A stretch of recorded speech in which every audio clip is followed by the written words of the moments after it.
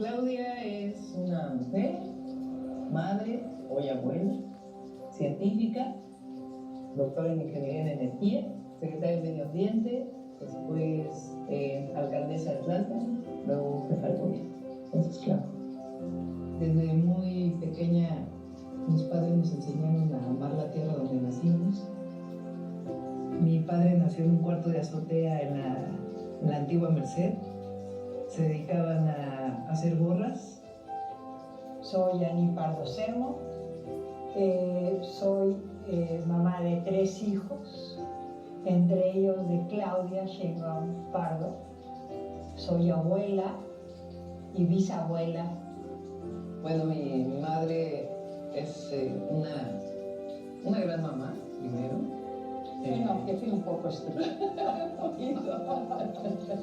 Es cierto. Eran las épocas. Estoy orgullosa de mi madre.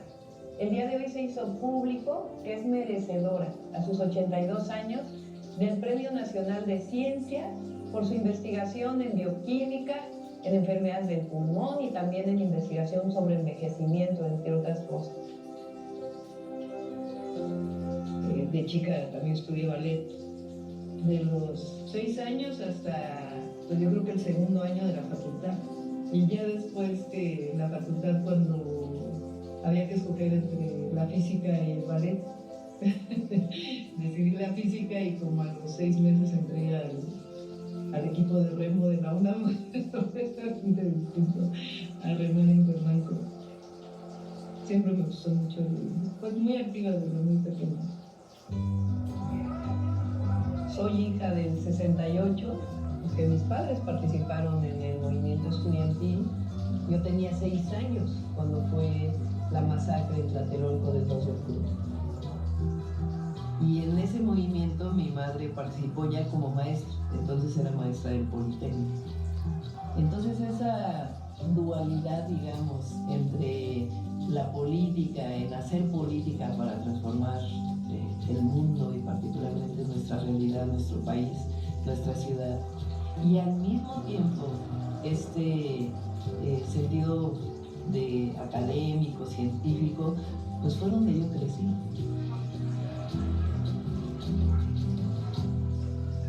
Cuando tenía 15 años me acerqué, me involucré con el movimiento de doña Rosario Ibarra de Piedra y otras madres que buscaban a sus hijos que habían sido desaparecidos por motivos políticos por el Estado.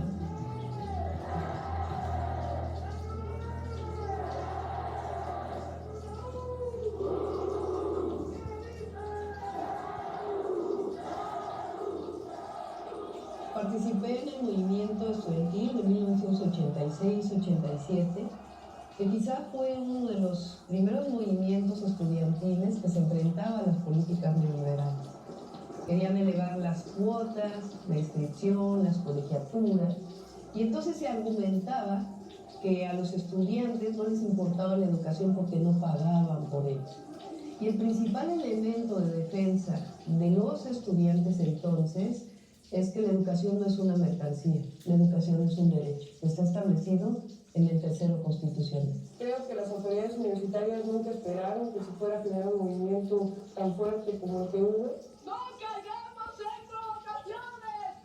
En tercer lugar, pido a los compañeros del CEU que están en esta área que abran una valla para el momento en que tengan que pasar los compañeros de la comisión.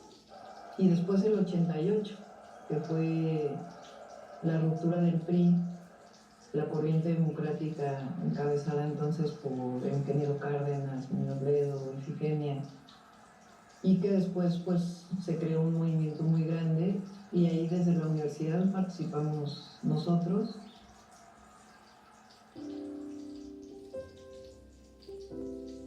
Yo estudié física, después hice maestría y doctorado en Ingeniería en Energía. Mi hija Mariana, ella, yo tenía 26 años cuando nació y era ayudante de cálculo 1 y cálculo 2 y al mismo tiempo estudiaba la maestría en la Facultad de Ingeniería de la UNAM. Entonces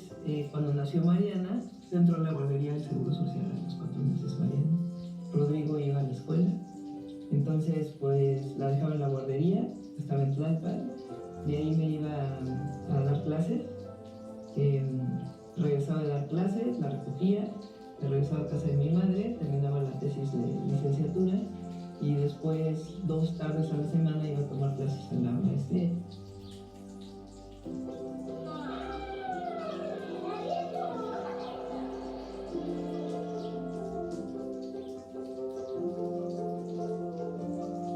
Cuando Mariana tenía 2 años y Rodrigo se iban 6 años, 8 años, nos fuimos a estudiar el doctorado fuera. 4 años vivimos en Estados Unidos, en California, y luego regresamos. Yo empecé en el Instituto de Ingeniería de la UNAM. Es uno de los institutos pues, más prestigiosos en el mundo. Solamente había otro compañero que se dedicaba a energía. Entonces, entre los dos hicimos un grupo de investigación de energía y medio ambiente. Mariana, ¿qué día es hoy? ¿Qué día es este? ¿Qué día es este? Sí, el día de mi cumpleaños. ¿Cuántos cumples? 6, también es el día de mi cumpleaños.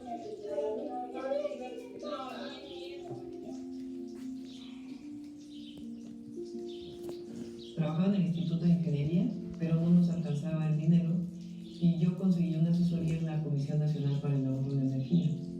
Entonces en las mañanas pues iba a trabajar, recogía a Mariana y los dejaba en la casa de mi mamá. Me iba en la tarde a trabajar, regresaba y luego pues lo recogía y luego había que ir a la casa que quedaba pues en San Andrés Tototepec, casi en el Ajusco, ¿no? Y pues como es una vida académica, que es dar clases, investigar, publicar, la angustia sobre todo de recoger a tiempo a los hijos de la escuela, ¿no? Esa angustia permanente, había tráfico, ya se había hecho tarde, y eso que yo tenía un Volkswagen, entonces, pues así transcurre la vida del año.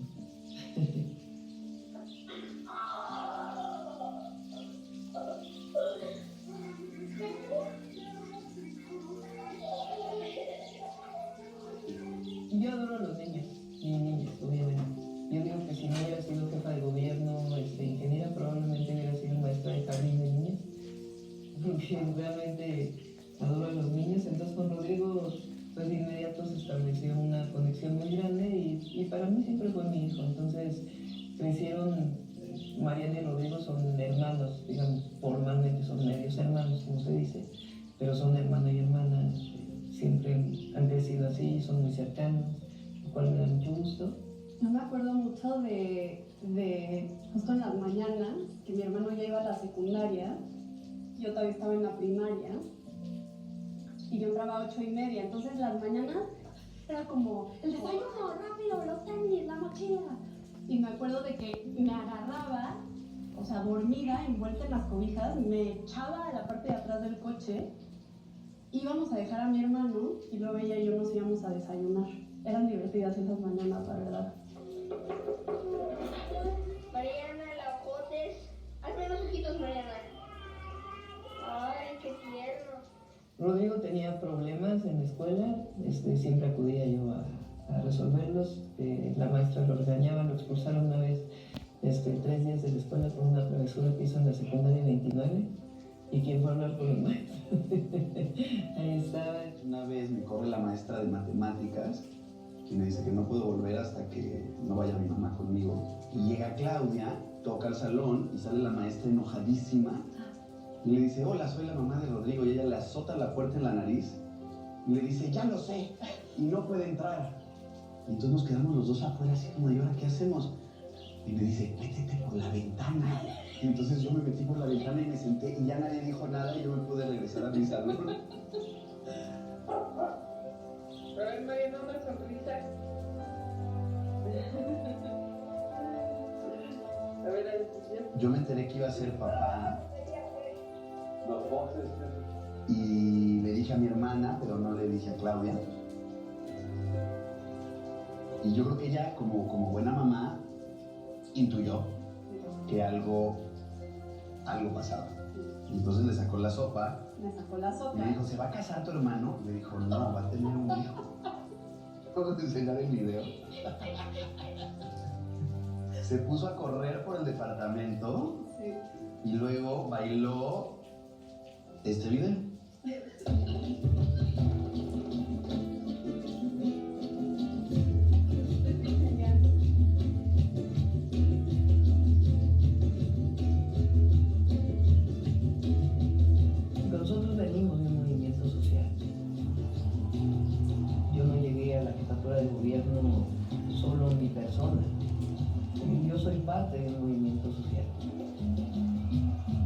histórico y el movimiento pues, que representa Andrés Manuel López Obrador y millones de mexicanos que estuvimos ahí. Bueno, yo lo conocía como dirigente social, como cualquier persona. Cuando los éxodos de Tabasco en la ciudad pues íbamos a solidarizarnos. Yo creo que ahí fue la primera vez que lo vi físicamente.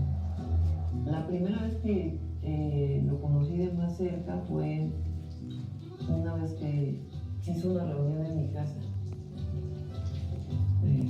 donde fue él, que es cuando, como una semana después de que se había anunciado que iba a ser el candidato como jefe de gobierno nacional. Y hubo una reunión ahí en mi casa, había mucha gente, y ahí lo conocí por primera vez, pues ya más cerca. No sé si lo recuerdo, por cierto, lo voy a recordar. Y después, cuando ya gana la jefatura de gobierno, me habla Pepe Barberán un día y me dice, oye, quiero verte. Dice López Obrador que si quiere ser secretaria de Medio Ambiente. ¿Cómo ves? Porque si dices que sí, pues ya te va a hablar él. Y entonces me llamó él y me dijo, vamos a vernos. Y lo vi en el campus de San Ángel. Y ahí me dijo, ¿cómo ves la secretaria de Medio Ambiente? Y dije, sí. Y me dijo, yo lo que quiero es que disminuya la contaminación de la ciudad. ¿Sabes cómo hacer eso? Pues dije, creo que así, con un equipo. Y ya, a partir de ahí fue que me incorporé al gobierno. Y de ahí pues establecimos una relación, pues digo que de mucha confianza y trabajo. Él tiene la idea del segundo piso periférico. Bueno, se platica con un grupo de ingenieros y toma la decisión de que es una obra que es importante hacer. Reúne al gabinete y nos dice, pues, vamos a hacer un segundo piso periférico, necesito de su apoyo. Y entonces ahí levanté la mano y dije, bueno, yo creo que ya está tomada la decisión, pues hay que hacerla científicamente. Hay que hacer un modelo para, no solo en términos estructurales, que finalmente pues ahí el ingeniero Cerú y el ingeniero Rebo pues tenían el conocimiento, sino a mí lo que me apuraba era el trazo, dónde van a estar las bajadas, dónde las subidas, si eso iba a impactar en el tráfico, el tema ambiental. Entonces, pues de ahí yo creo que dijo, pues a esta mujer yo creo que la voy a involucrar en el proyecto, aunque sea secretaria de Medio Ambiente. Y entonces me llamó un día y me dijo, vamos a hacer un área especial para el segundo piso y quisiera que la coordinaras. Entonces dije, bueno, pero yo quiero seguir siendo secretaria de Medio Ambiente. Me dijo, pues con las dos tareas. Él es un hombre muy trabajador y razonablemente pide que todos los que colaboramos con él pues seamos también muy trabajadores. Entonces, cuando estaba construyendo el segundo piso, él salía de la oficina y pasaba por el segundo piso, ¿no? Entonces nosotros ya sabíamos a qué horas iba a pasar por ahí más o menos. Y entonces decía, pues voy para allá, nos avisaban y ya lo recibíamos y preguntaban, ¿qué se va a hacer esta noche? Ah, pues se va a montar esta trave, se tiene que producir esta trave, tenemos que hacer esto. Ah, muy bien. Paso a las 5 de la mañana.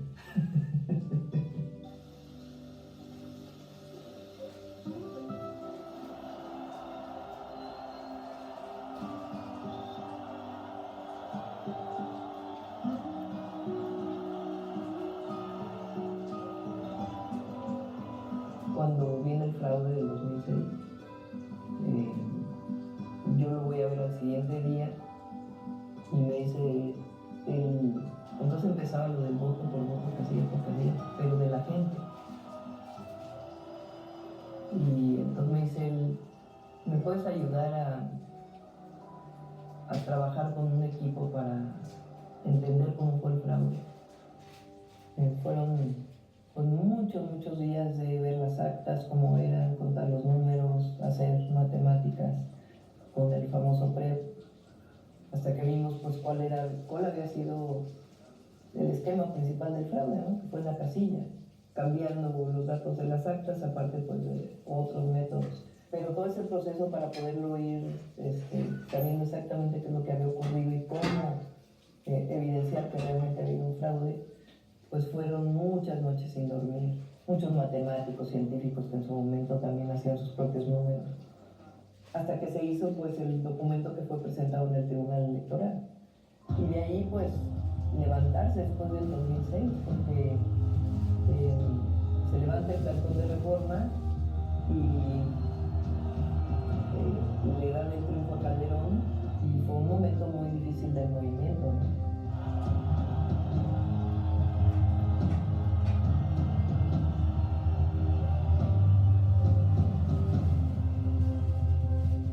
Cuando salgo del gobierno y me voy de vocera del entonces candidato Andrés Manuel López Obrador, hablo con el entonces rector de la UNAM, Juan Ramón de la Fuente, y porque yo tenía un permiso de la UNAM, porque yo seguía haciendo parte, se dedicaba un tiempo a la investigación y todavía tenía alumnos haciendo tesis mientras fui secretaria. Entonces fue que regresé a la UNAM formalmente a retomar mis actividades como académica. Y fue difícil, porque fue un cambio de vida y además después de todo lo que habíamos vivido, ¿no? Entonces ahí decidí hacer un libro que se llama La situación ambiental de la Ciudad de México. Y fue que al hacer el libro que me fui involucrando nuevamente pues en el trabajo académico, ¿no? Pero al mismo tiempo pues seguía cerca de Andrés Manuel López Obrador.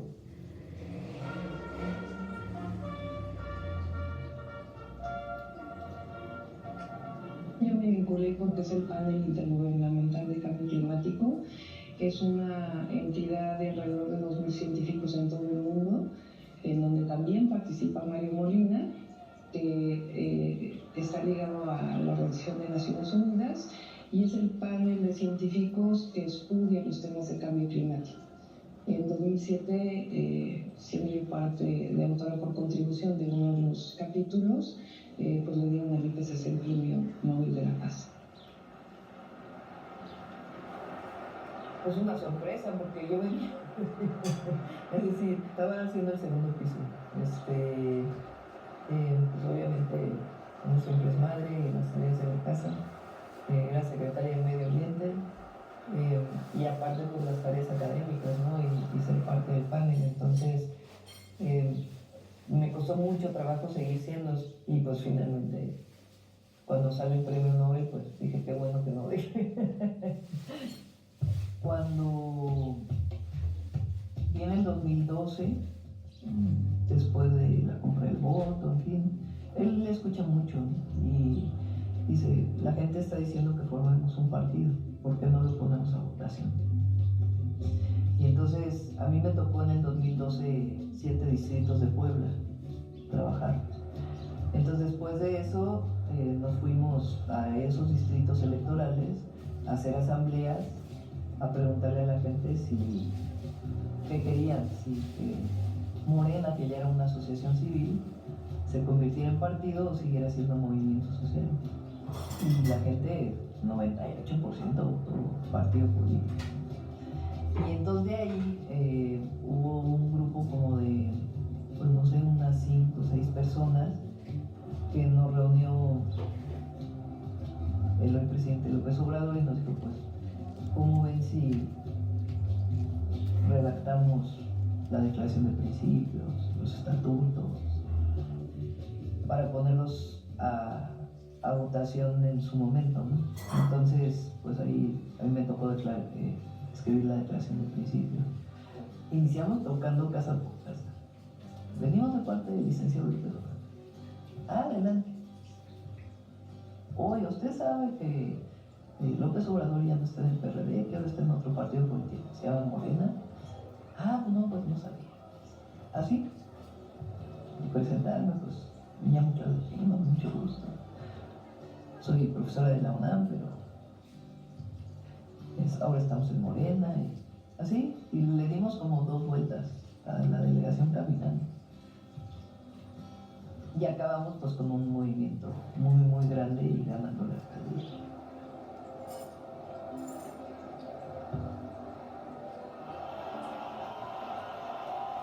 En el 2015, cuando lo fui a ver y le dije, pues creo que ahora sí me quiero montar para ser jefa delegacional de Tlalpan. Me dijo, ¿y por qué ahora sí?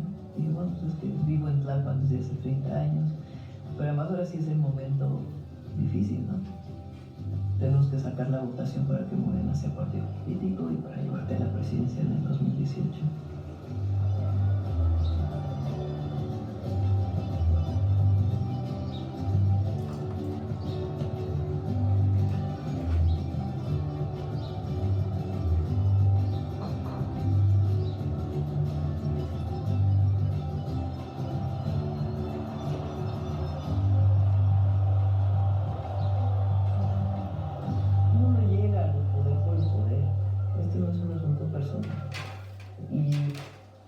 En eso también uno tiene que entender, seguir siendo una persona sencilla. Protesto guardar y hacer guardar la Constitución política de los Estados Unidos mexicanos.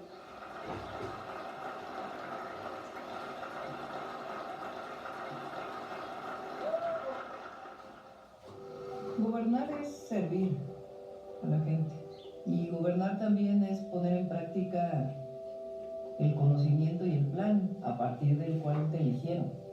Y esos compromisos pues tienen que ver con una concepción que tú tienes de igualdad, de justicia, pero al mismo tiempo de mejora del medio ambiente, de equidad. Gobernar es tomar decisiones.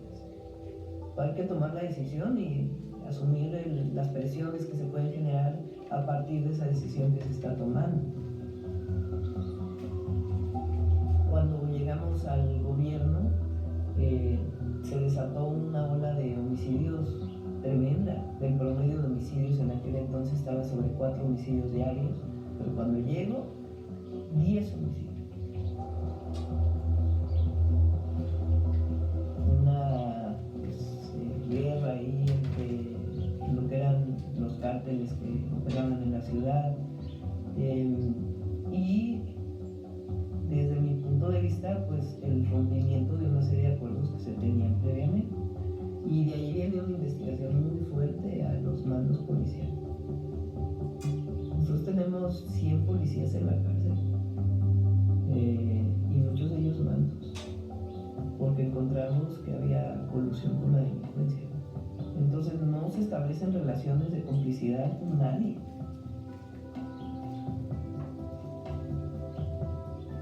Hemos reducido homicidio en alrededor del 50%, y eso se ha logrado con una estrategia que tiene que ver con las causas, con mejor policía, con inteligencia, con investigación, con más cámaras, con profesionalismo y con mucha coordinación también con el gobierno de México y la coordinación entre la policía y la fiscalía. Pero hoy estamos en una tendencia a la reducción de todos los delitos. Yo siempre he creído que el Estado tiene un papel fundamental en los grandes derechos. El gran problema del neoliberalismo es que convirtió derechos en mercancías, derechos en privilegios. Se pierde la posibilidad de salir adelante como sociedad, porque entonces solamente el que tiene recursos económicos lo puede hacer. Y parece que es un asunto de meritocracia, de si no tienes el mérito personal no puedes llegar a ser una u otra persona, cuando en realidad el Estado tiene la obligación de brindar educación pública, salud pública, y la educación pública debe ser la mejor de todas. Entonces hay que invertir en educación pública, y la educación pública también tiene que tener una visión en el sentido de la formación de personas.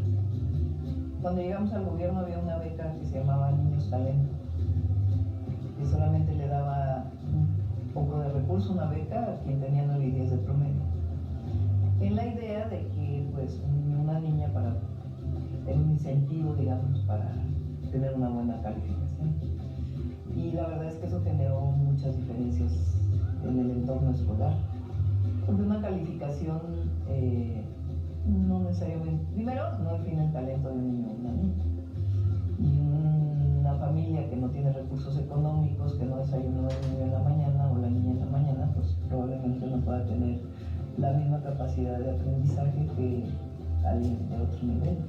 Entonces lo que generas pues son grandes diferencias y una meritocracia desde el primer año de primaria, ¿no? Entonces nosotros decidimos hacer la beca universal. Nosotros creamos 2 universidades, la Rosario Castellanos y la Universidad de la Salud. La Rosario Castellanos pues fue una idea propia porque en la zona metropolitana hace mucha falta todavía espacio para los jóvenes. Entonces el orgullo de tener 36,000 jóvenes que antes no tenían un derecho a educación y que hoy pueden estudiar. Y la Universidad de la Salud, que esa fue una idea de López Obrador, en realidad el presidente de la República, y nosotros la llevamos a cabo desde la ciudad, que es una universidad de medicina integral, familiar, donde estudian jóvenes de todo el país.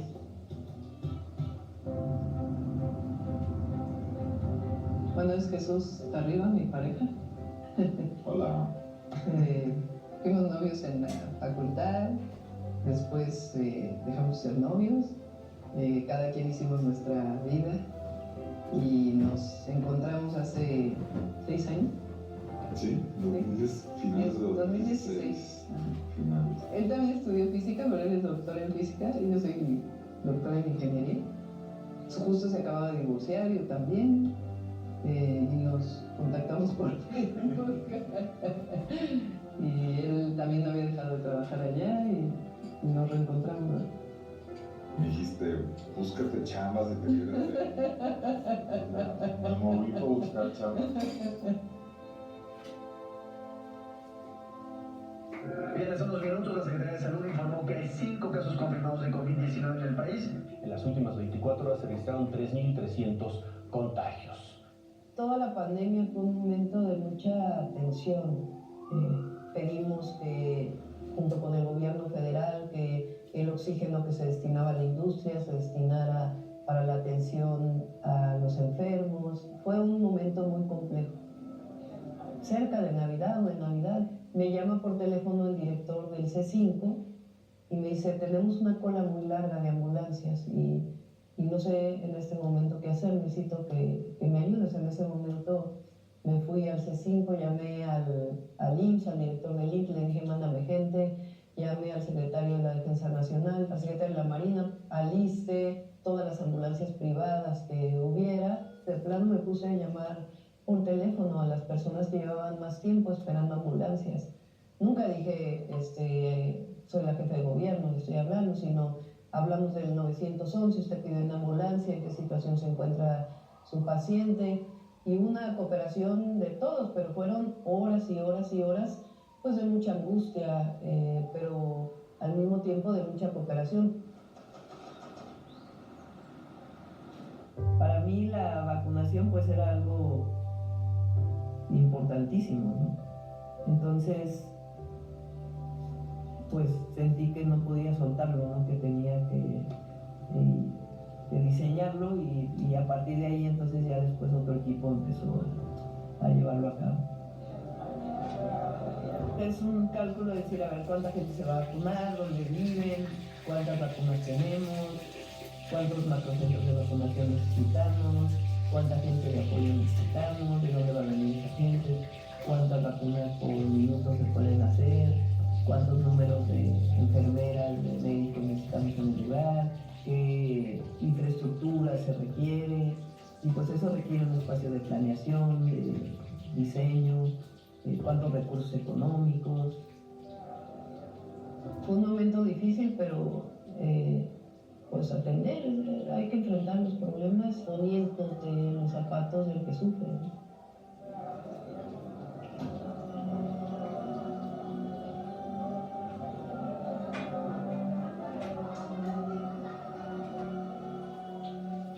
Desde antes de que entrara el gobierno de la ciudad, metí un equipo a trabajar justamente el tema de cablebús para la ciudad y pensado siempre como un transporte público, es decir, que fuera no un transporte concesional, sino un transporte que operara el gobierno de la Ciudad de México.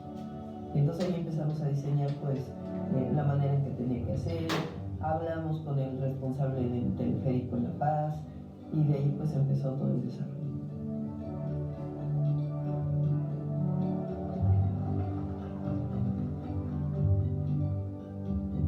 Algo que soñaste, que diseñaste, que siempre pensaste que se debería hacer.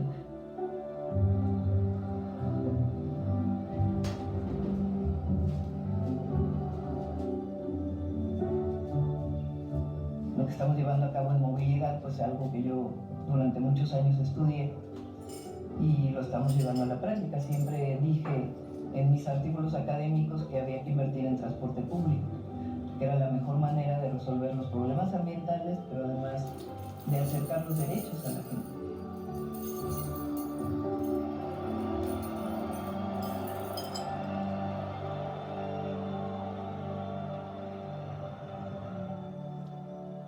Cuando llegamos, pues evidentemente ya habían pasado muchos años de las primeras líneas del metro y decidimos hacer una nueva línea 1 del metro. ¿Qué quiere decir eso?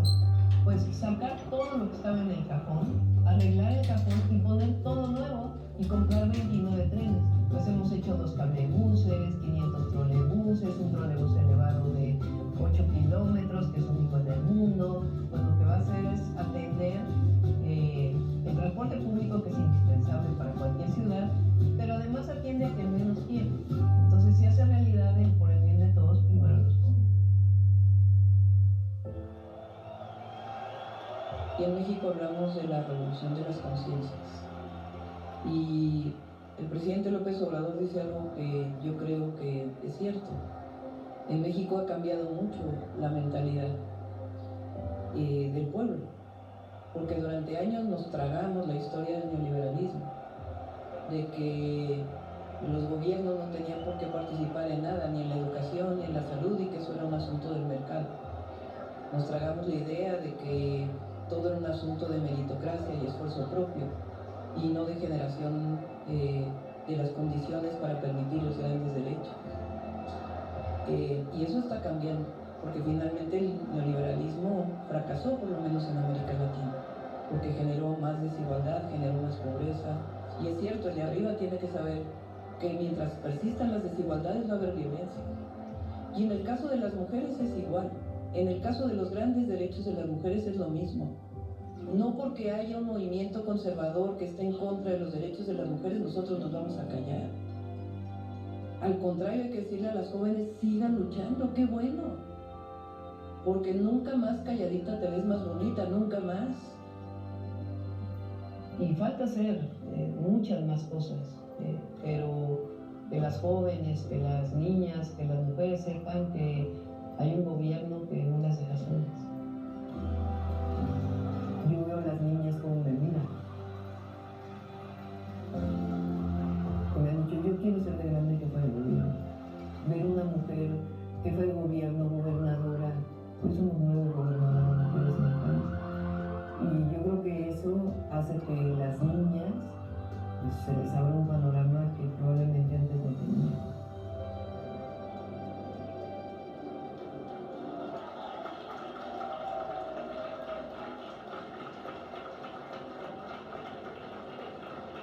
El análisis integral de estos datos nos permite concluir de manera inobjetable que la compañera Claudia Sheinbaum Pardo obtuvo el mejor posicionamiento para ser considerada como coordinadora de los comités para la defensa de la Cuarta Transformación.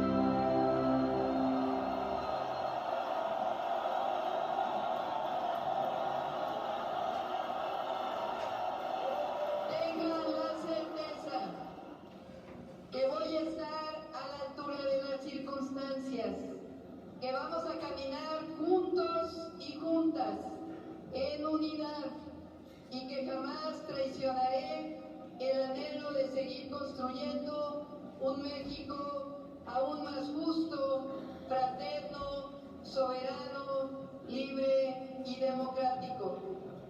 Licenciado Andrés Manuel López Obrador, dirigente de nuestro movimiento, presidente de la República, estamos orgullosos y orgullosas de caminar junto a su liderazgo incansable. Lo digo fuerte para que se oiga lejos. Es un honor